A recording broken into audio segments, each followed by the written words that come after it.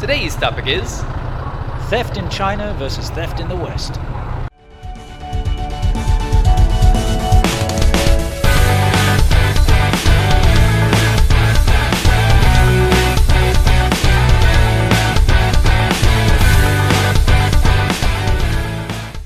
So, before we start talking about the types of theft that you find in China, I have to point out that we are experiencing the coldest weather in the southern part of China since, well, in about 100 years or so. Yep.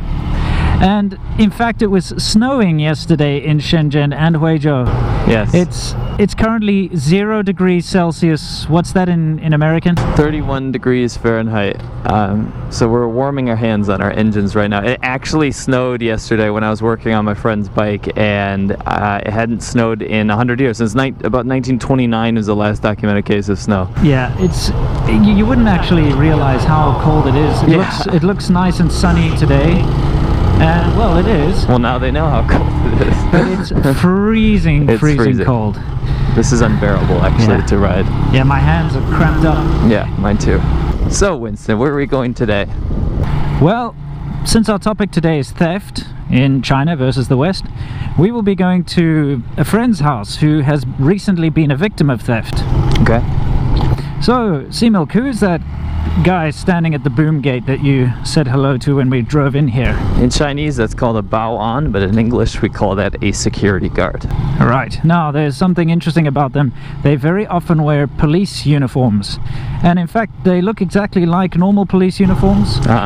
The difference is usually they have something written on their armband or somewhere on their uniform that actually says that they are baoan, which means security guard. So, what did you think when you first got here, what they were all about? I thought that they were just police officers, and I was like, why are there so many damn cops in China? Turned out they're just security guards, and basically they get paid to watch the gated communities like we're in right now.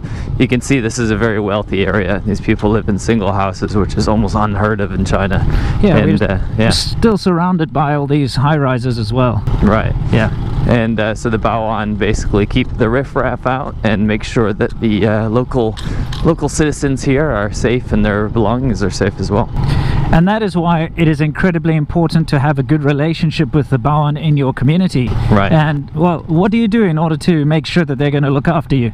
Around Chinese New Year, you're definitely going to give them a red envelope. That's kind of a tradition in China. So you'll give them a red envelope kind of saying thank you for all their care and work throughout the year, and also give them packs of cigarettes, maybe some food, chocolates, candy, that kind of stuff. It goes a long way. Yeah, no, I usually give them cigarettes or some cheap alcohol, something like that, because I prefer to give them something practical. Gotcha. By the way, your indicator's on. As always. Alright, Similk, let's start talking about theft and the common forms of theft that you get in China. So how about you tell us the first type of theft that's very common, and then we can each relate stories about said type of theft. The first type of theft you're probably going to notice when you move to China or come to China is pickpocketing. It happens a lot in crowded areas, and although it's a lot better than it was when I first came here, it's still definitely a problem. Do you have any stories about like pickpockets that you've seen or dealt with? Absolutely, I've got quite a few from Shenzhen, but I'll just tell one. I was walking on my way to work one morning, and I noticed a young lady in front of me had a guy walking right behind her with a pair of like medical tweezers in her pocket, busy fishing out her cell phone. Really? Yeah, and just very nonchalantly. So I walked right up and I shouted "Shao Tou," which means thief in Chinese. Right. And the guy basically took the little tweezers or forceps and he kind of slid them down his sleeve, and he looked around very nonchalantly like this, and then he just sort of walked away. She was very grateful. She said thank you very much, because she didn't notice, but he already had her phone like halfway out of her pocket. I have been warned, because I have stopped about 4 pickpockets in Shenzhen. I've actually stopped 4 pickpockets, yes, now that I think about it. Wow. And whenever I tell my Chinese friends, they always warn me. They say, no, you shouldn't interfere, because they've got gang members around that will stab you or attack you. Sure. But the thing is, I'm from South Africa. I know about theft and I know about crime, and I'm more than willing to take my chances. Sure. Especially since the chances of a thief stabbing a foreigner are very slim. Sure. They would get into so much trouble. They'd probably get the death penalty. In fact, they would. They without would, a doubt. absolutely. Yeah. So they won't do that. So anyway, let's move on to the next type of theft, and that is vehicle theft. We've both Vince and I have had numerous motorcycles here in China, and it's really painful when you lose one. I had spent a lot of my money on a sports bike, actually.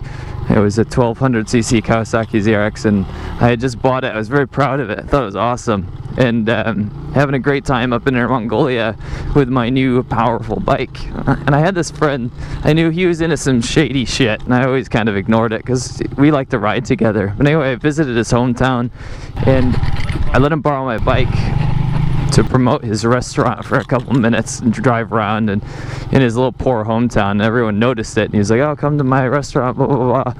Anyway, he left, and I know for a fact now that he had made a copy of my key, because there's lots of key copying places that you can go to. And a couple months later, I arranged to have my bike stolen right out of my apartment when I had visited back home in America. So he betrayed me, and I ended up losing my bike with really no recourse, and it was really just a terrible and sad situation. It was devastating.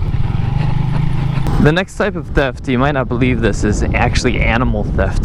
Pardon the shivers, but this actually really happened. Cold. It is so cold. It's ice wind. Anyway, continue. But people actually lose their pets to theft, and it might not be for the reasons you think it is. Yes, unfortunately, it's a sad fact of life here that in China people eat dogs and cats, especially during winter time.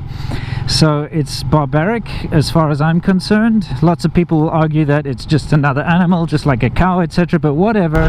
Not the debate. Yes, it's not a debate. The basic fact is that people's pets are stolen in order to end up on a plate somewhere. So let's try to tell some stories about this. All I can tell you are stories that I've read in the news, which fairly often, because these guys walk around, they have little poison darts that they sort of blow dart the animals so that they sort of pass out, and then they catch them and stick them in their little vans and drive off. And very often the local villagers catch these people, and they'll be driving around in a little van like that. Yeah. See that? Yeah, bread van. Yeah, little bread van as we call them. And they'll come and they'll sort of see like these dogs. That's they'll definitely a meat dog. Yeah, snatch them. Anyway, and then the villagers catch them because they see them catching the dogs or stealing the dogs, and they beat them almost to death. In fact, they have beaten a couple of these people to death. So that actually gets in the news quite often. Maybe you can have a more specific example. Yeah, I was actually teaching at the time, and I had a student come in. He was in tears. He was bawling his eyes out, and he said that his pet dog had been stolen. And I was like, why would someone steal a dog? And he said, they're gonna eat it. And I was like blown away. That was the only evidence I had in real life of that happening. But I was like, what? Yeah, it's pretty sad actually that people would steal people's pets, but you know, that is a problem. Next kind of theft that we're going to talk about are break-ins, house break-ins. House break-ins are especially common around this time of year. It is Chinese New Year, which means people are under a lot of pressure to make money. Now, house break-ins, they can happen in nice areas and bad areas. You're not really safe from that, right? If you're in America, at least where I'm from, the only time you'll experience break-ins is if you're in a really dodgy, seedy part of town. But here, you're not really safe unless your security guard or baoan's doing a really, really good job. So you'll have thieves scale buildings to climb into people's windows. They've used drugs at times to knock people out and make sure that they don't wake up while they steal everything. And actually, we've had friends that have lost, you know, hundreds of thousands of yuan worth of things in their apartment around Chinese New Year. Right now, this month leading up to the actual Chinese New Year is the most dangerous time, and this is when you're going to get things stolen. My friend just actually had his motorcycle stolen a couple weeks ago. Correct. Absolutely correct. This is the time that people, they need to earn money because, first of all, they have to pay for their ticket back home, because everybody has to go back to their hometown for this festival, so they have to first of all afford transport back, And there are a lot of migrant workers in the cities, and they all want to go back to their rural hometown. So they have to pay their way back, and then they have to bring money back, and they have to bring red packets, you know, hongbao, lucky money, to give to relatives, etc. And of course, they want to be able to enjoy the holiday season by spending money on their family and bringing money back to prove that they've been successful.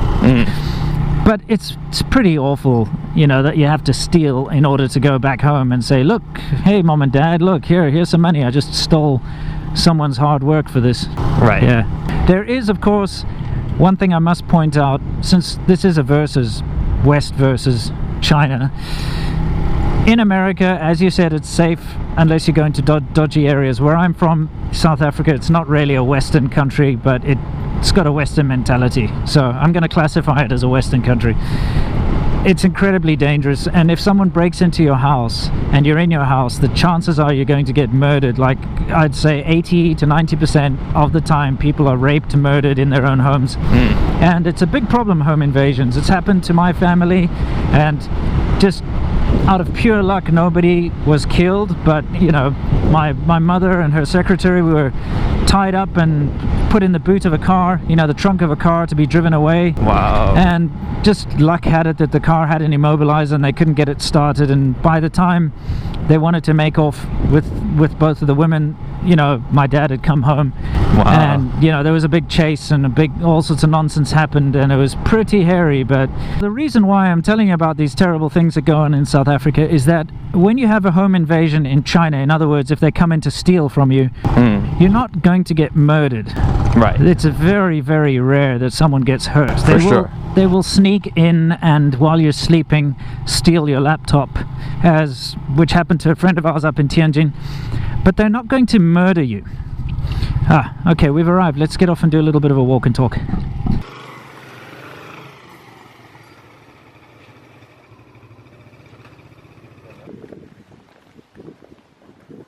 So we're currently on the campus of the Huizhou University, and this is where our friend lived in these dormitories upstairs. And you can actually see the bicycle parking area they have here.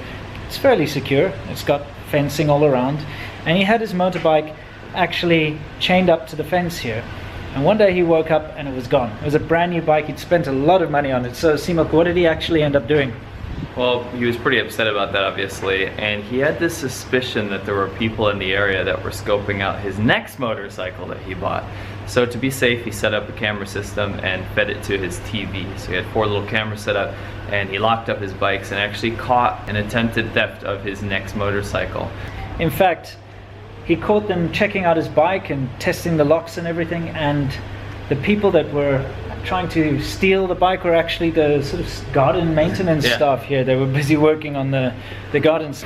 So just to point out how bad it actually is, this is on the campus of a university in a fenced off area with security guards, I might add, all over the place. And there's a security guard, for instance, in a booth right behind me there. You can see him over there.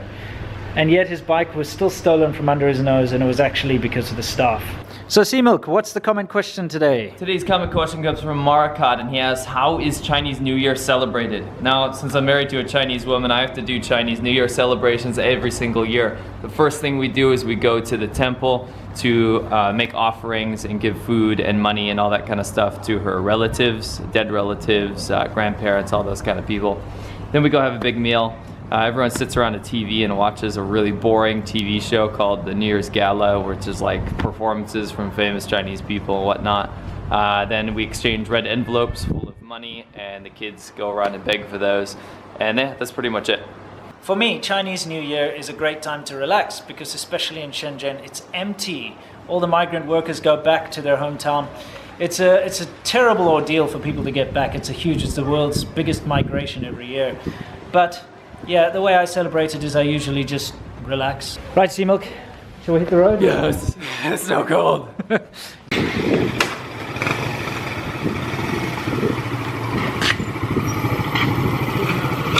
Right guys, it's time for us to wrap this up. We are freezing, so we have to get back and start editing. You got anything you need to say, C-Milk, before we finish up? Around this time of year, if you're in China, keep your stuff safe. It is the time for thieves. And thank you for liking, commenting, and subscribing. And I'll see you in the next episode. And even if you didn't like, comment or subscribe, remember, until next time guys, stay awesome.